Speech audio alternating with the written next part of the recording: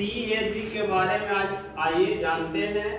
जो एक अंबेडकर के अनुसार बोला गया है कि यह एक संवैधानिक रूप से जो बहुत उच्च अधिकारी का पद होता है वह सीएजी ही है।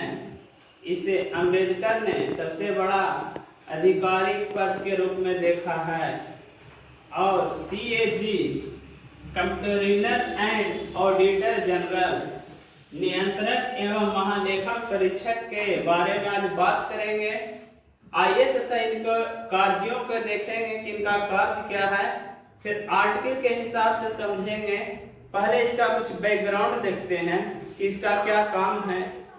नियंत्रक एवं महालेखक परीक्षक जो सरकार एवं जनता के बीच में पारदर्शिता दिखाती है कि आज जो जनता पैसा सरकार को दे रही है टैक्स के रूप में, उसका व्यय सरकार कहाँ कर रही है, यह जनता के मन में पारदर्शिता प्रदर्शित करने वाला एक उच्च संस्था है जिसे कैग जाना जाता है। सीएजी जिसका संविधान में आर्टिकल नंबर 148 से 151 तक है।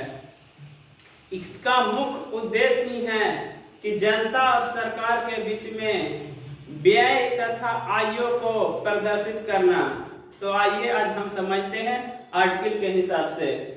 आर्टिकल नंबर 148 में कहा गया है कि सीएजी का पद है, जो सीएजी का पद है, जो सीएजी बनेगा वह इकोनॉमिक्स का अर्थशास्त्र का एक अच्छा जानकार होना चाहिए जो आय तथा व्यय को अच्छे तरह से समझे। आर्टिकल नंबर 149 में है सीएजी का क्या कार्य होगा तथा उसका कुछ शक्ति भी है। और सीएजी का जो उम्र सीमा है जो 6 वर्ष या 65 वर्ष जो पहले हो जाए।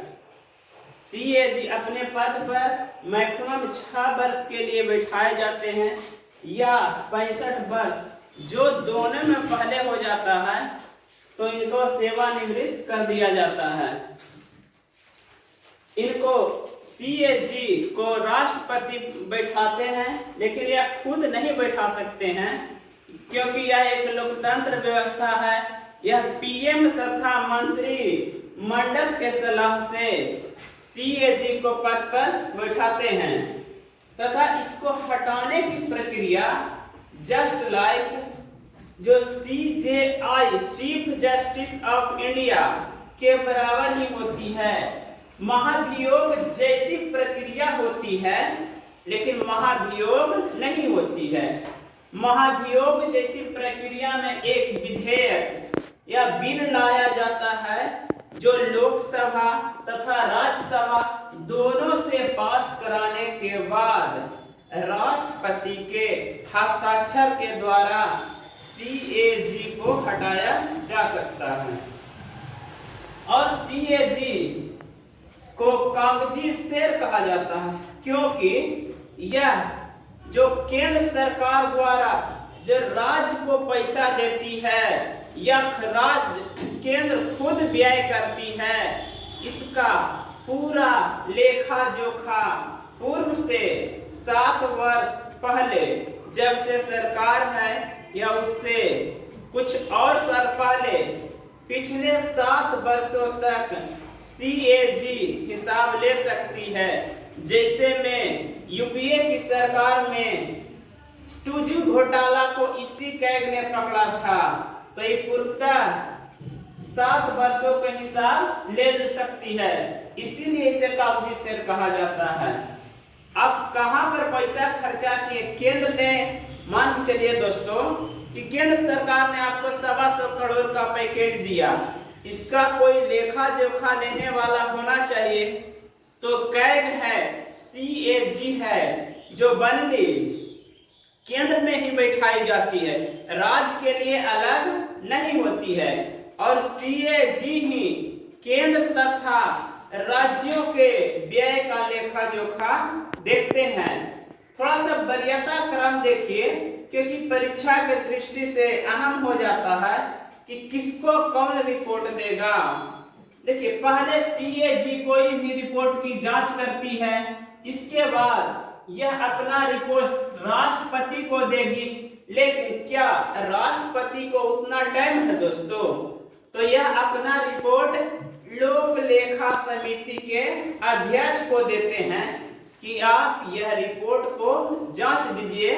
उसके बाद हम केंद्र सरकार का व्यय को लोकसभा के अध्यक्ष को दे देंगे तथा राज्यसभा के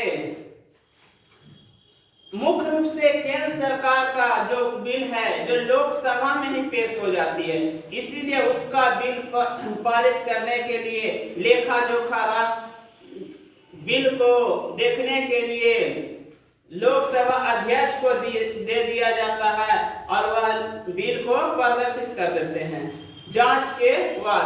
तथा राज्य का जो बिल होता है दोस्तों, यह राज्यपाल को राष्ट्रपति दे देते हैं और वह विधानसभा में हुए व्यय को उल्लेख करने के लिए और वह उल्लेख करवाते हैं। राज्य में राज्यपाल की भूमिका होती है तथा केंद्र सरकार में जो व्यय को प्रदर्शित कराना है वह लोकसभा अध्यक्ष को करने के लिए दे देते हैं। अंबेडकर के अनुसार इसीलिए सीएजी को बोला गया था कि यह संवैधानिक रूप से सबसे उच्च अधिकारी जैसा पद है। तो दोस्तों, आप हम समझ गए होंगे कि अब लोक लेखा समिति इसमें अहम भूमिका निभाती है, क्योंकि यही विपक्ष का नेता इसका अध्यक्ष होता है। सीएजी के जांच के बाद राष्ट्रपति लोक लेखा समिति के अध्यक्ष को देते हैं इसका रिपोर्ट कि आप जांचिए। इसी कारण हम कह सकते हैं दोस्तों कि घोटाला कोई भी सरकार में इतना आसान नहीं है, क्योंकि इसकी जांच सीएजी के बाद लोकसभा के जो लोक लेखा समिति का जो अध्यक्ष अर्थात विपक्ष का नेता करता है। तो उम्मीद करते हैं दोस्तों कि आप सीएजी को अच्छी तरह समझ गए हैं। थैंक यू अभी के लिए।